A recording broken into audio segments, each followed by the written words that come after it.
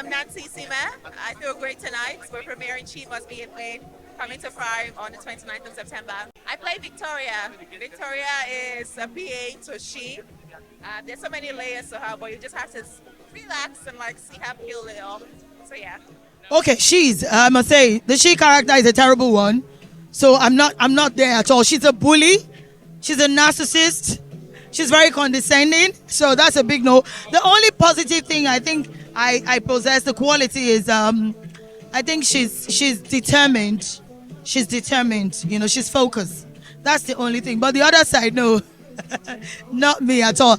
I just had to go and I had to remember all the bullies way back in school, bullies even in the industry while I was growing, and how they treated me. I just, remember their attitude and everything, and the inner she came. I think that Cisco was a very, very pretentious young man. He was not himself, and he was a people pleaser. He wanted to please her every time. And so even when she got on his nerves, he wouldn't show it, So I think that he wanted to be that person that was her 100% confidant, and he was doing it on purpose, the guy. I put nothing of myself into this character simply because my character was so different from who I am as a person. So you guys will see that Tito's character is, she's a bit more timid. She doesn't really like to speak up for herself. And it was interesting playing that kind of person. And it definitely taught me a lot about different kinds of people and different kinds of characteristics. I think it all kind of comes back to grace in the industry. Sometimes you don't have to do too much to be number one. And that's who Tito is. She just wants to sing. She just wants to be a passionate person about her music. And I'm learning to be that person, for sure.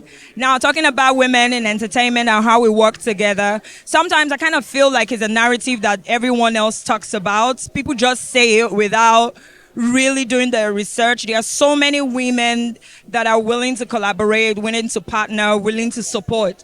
And I feel like more than anything, if we start showing the success of those conversations, more people will be willing, because you have to inspire people to do what you think is right, So I know that there's a lot of toxicity and people think that women cannot agree, but hey, I'm here, aren't I? And I'm working with Funke and other amazing women. In the show, it's not like that because, first of all, it's not really about the gender. It's about humans.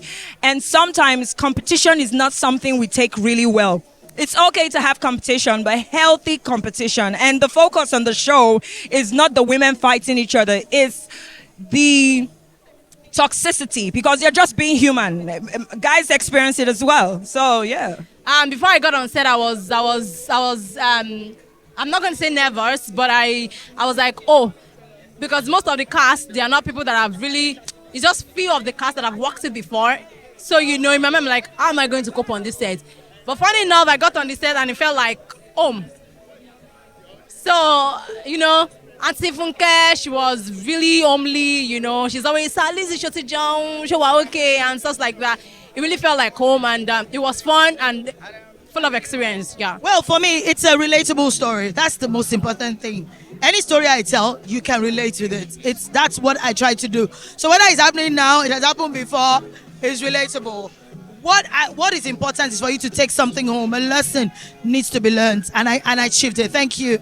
I don't know if I should talk. I mean, it doesn't get better than Funke Akindele. Come on. So I think, like I said, I think I've always said this. I don't know if I said it to you. There's a lot we're trying to do. We will do different things, but all of them will be authentic, right? I can't wait for people to see this story. I can't wait to see even more of what to come. Everything we do at Prime Video is actually very deliberate, because I think there's so much talent, diversity of stories.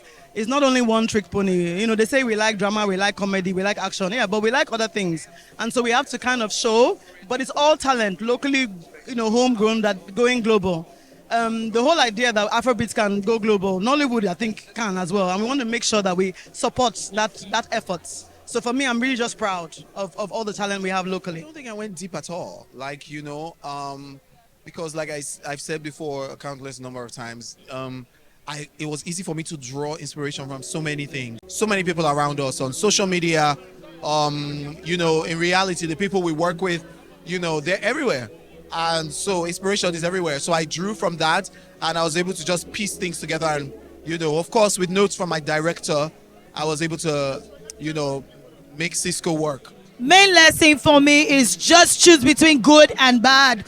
You have to be good. We all have weaknesses, but try your best to be good. And while climbing the ladder of success, do not trample on people. Do not look down on anyone. And for young talents out there, you need to study your contracts very well. You need to get a lawyer before you append your signature on any contract. All the best. Thank you. Thank you very, very much. Shout out to Nollywire. Thank you, Nollywire, for coming to our red carpet. I'm super excited about the show for you guys to see. God punish the devil, be careful. Don't look for my trouble, cause I'm hot like hell. I will cook a new song, send you just a beat.